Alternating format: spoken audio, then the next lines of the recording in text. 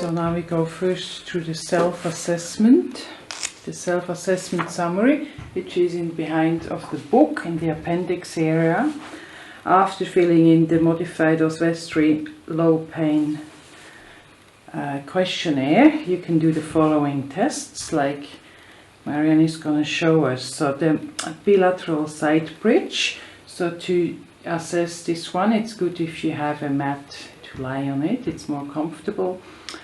And then you have a stopwatch or another watch where you can take the seconds on how long you can stay in that position. So you're lying in one line, so your body, your shoulder, your hips and your feet are in one line, and then you place the lower, like your right elbow now. Marianne, you place that elbow under your shoulder, yeah, like that, perfect.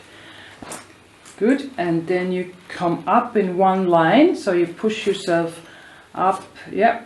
You can use your hands, but preferably if you are really strong, you don't do it with your hands. So you just push yourself up and hold that position, yeah, and now push yourself up, hold that position, and then we have a look at the seconds on how long you can hold that. Now by now you have 7 seconds, and now you have 10, 11, 12, 13, 14, 15, and then we would note that down, and then you turn around and do the same thing on the other side. So the left elbow under your left shoulder, your legs straight, completely straight, and everything in one line, and then you, yeah, put up, yeah, 2, 3, 4, 5, 6, 8, 9, 10, 11, 12, 13, 14, 15, 16, 17, 18, 19, 20, oops, 21. Okay, good. Then we put that down on that self-assessment exercise sheet. And then as next test we have the plank test, where you have the elbows under you, so it's like the same thing but to the front. Here you just have to make sure that you have enough grip for your shoes. Sometimes the mats are not so ideal, sometimes it's better to have your feet on the carpet, depending on how you get more grip on it. So from this position coming up to a plank, so all straight line, yeah, 1, 2, yeah, that's good. Your bottom can be a bit lower actually, yes, beautiful. Squeeze your bum, breathe. Now we have already 10 seconds, and you have 15 seconds, 16, 17, 18, 19, 20, 1, 2, 3, and then we're going to write that down. So in some of the pre-employment tests I'm doing, the maximum we're testing planks for is 90 seconds. Okay, let's do the 2-minute step test. So first you need to mark, so the middle of your thigh, the middle of the leg, so that will be here. And then you're actually facing it, so if you do it alone, then you have the kitchen clock with you on 2 minutes.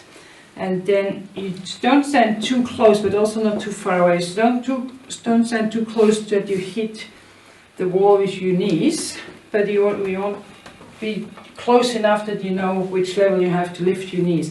So you have to lift your knees up to that mark what you have there, and then you would start the clock and then count the numbers. For example, you can count, let's just let Marianne do that. So when I say go, and then I only count the right leg, but you can count left, right, okay? 5, 4, 3, 2, 1, go.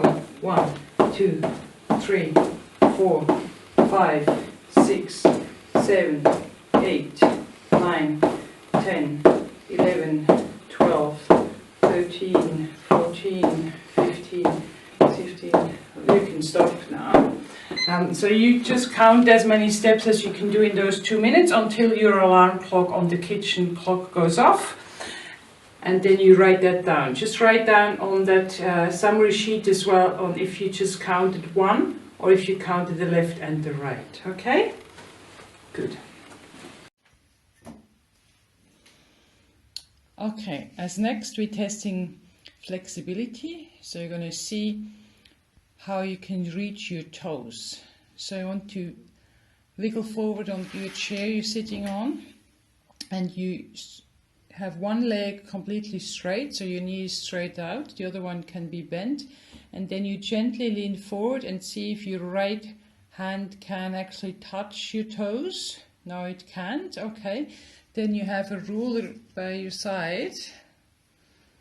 Take that with your other hand, and then you can measure the distance between your toes and your fingertips, and then you write that down. So right side, we have the distance of a few centimeters, and you write that down on your exercise sheet, and then you measure the same thing on the other leg. So it often is quite different between the sides. So you want then to gently bend forward, have your knee straight, and measure the distance from your finger. Yes, that's going to be important to have your foot in the same angle. So you want to have your foot in about 90 degrees angle. Otherwise, if you have it more up or down, then you have a different measurement there as well. Okay, so that's the flexibility test, chair sit to reach test.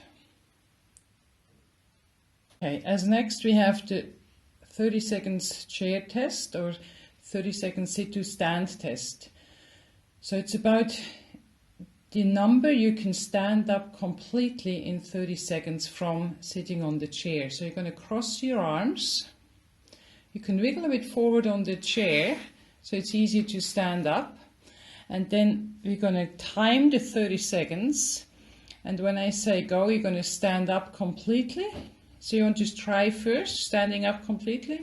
So it's going to be important to have your knees straight, yeah, and standing up fully, good. And then you sitting down completely again, okay? And then you're going to do that for 30 seconds. Okay. Now I'm going to say start when I'm, okay, just wait a second. And 3, 2, 1, go. And then you do that for 30 seconds. 1 and 2 and 3 and 4 and 5 and so on. And you time that at home for 30 seconds, and then you write down the number you can do in 30 seconds. So it's important that you're not using your hands to stand up, and that you're standing up completely and you're sitting down completely as well. So as next, Marianne is going to demonstrate the 30 seconds arm curl test. As a woman, she's going to take 2 kilos, about 5 pounds. Men take about 3 kilos or 8 pounds. It's important that you're just writing down which weights you're actually using for the test, and then you use the same weights again for the next test. So it's about, the idea is to do biceps curls, as many as you can in 30 seconds. Yes, going all the way down, have your arms by your side, straight down, and then you're bending them together, both together up all the way. Yes, so that will be 1, and then going all the way down again. So that's exactly the movement you're doing. Just do a few more, just that you feel how that goes. Yes, and then you do that for 30 seconds, as many as you can. Okay, so again you would count then back. So if you're ready, just get yourself ready, and 3, 2, 1, go. And then you do as many as you can and as fast as you can for those 30 seconds. And Marianne demonstrates that really good. She sits freely and her shoulders are back. So you want to do the same thing, and you need to get your arms fully straight and fully bent up for those 30 seconds. And then you count the repetitions you're doing, and again you're going to write them down. Okay, so that's your 30-second arm curl test. So as next we have the single leg balance test. So it's sometimes better if you can do that in the kitchen, actually, where you can put your hands just above the support in front of you. So Marianne puts her hands above the back of the chair. Just lift it up that you don't actually hanging on to it. Yeah.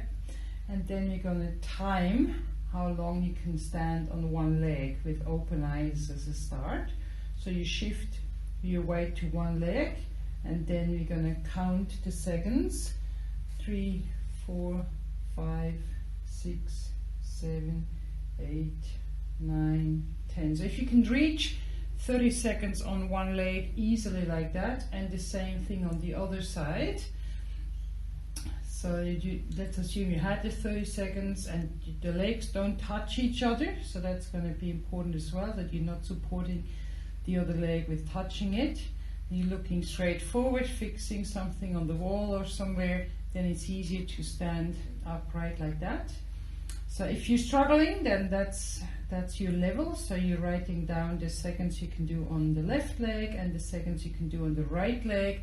If it's easy for you to do the 30 seconds on each leg, then you try and see if you can close your eyes and see how many seconds you can do there. It's a whole different thing. As soon as you close your eyes, it's much more difficult to do. So that's the variations you can do for that. So that's the last test. That's test 9 we have on that summary. You can write down on the summary of self-assessment in the back of your book.